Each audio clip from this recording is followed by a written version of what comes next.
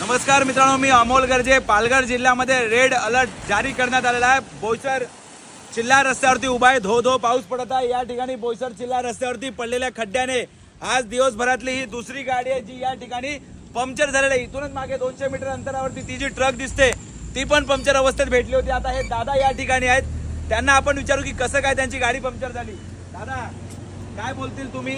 हे जे खड्डे समोर दिसतात ना, त्या खड्ड्यात गाडी पडली आणि टायर लगेच बसून गेला। प्रशासनाला काय सांगतील तारापूर एमआयडीसीच्या की काय परिस्थिती आहे? कॅमेरामॅन इकडे यांचा टायर दाखवा।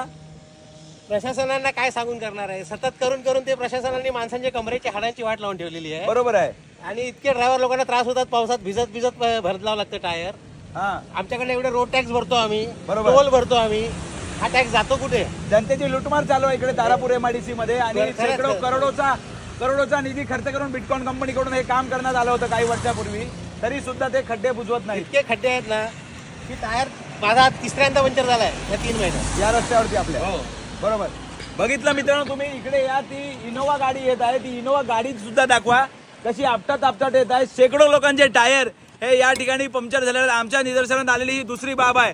अहो उपअभियंता संकेत साहेब, तुम्ही काय ठेकाच घेतलेला आहे का? लोकांचे वाहनं आपटतात, लोकांच्या वाहनाचे नुकसान होते, टायर फुटतात, तरी सुद्धा आपल्या या रस्त्यावरती लक्ष नाही का? आणि कार्यकारी अभियंता साहेब, तुम्ही ठाण्यावरून येतात ना, बोईसर चिल्ला रस्ता तुम्हाला दिसत नाही का?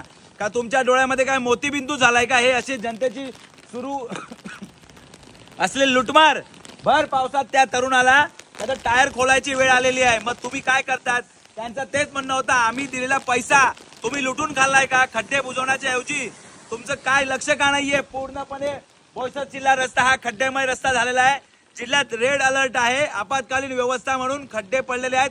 तुमचं काम आहे खड्डे बुजवणं। माझी जिल्हाधिकाऱ्यांना विनंती आहे, शासनाने जीआर काढला होता, तो जीआर नुसता नावासाठी नव्हता, यांचं काम होतं या अधिकाऱ्यांचं रस्त्यावरती ऑन फील्ड येऊन जसं आम्ही फिरतो तसं फिरून यांच्या ठेकेदाराला सांगून रस्त्यावरचे खड्डे बुजवणं या अधिकाऱ्यांचं काम होतं। माझी विनंती आहे पालघरच्या जिल्हाधिकाऱ्यांना, थेट इशारा आहे की या तारापूर एमआयडीसीच्या अधिकाऱ्यांची चौकशी करा।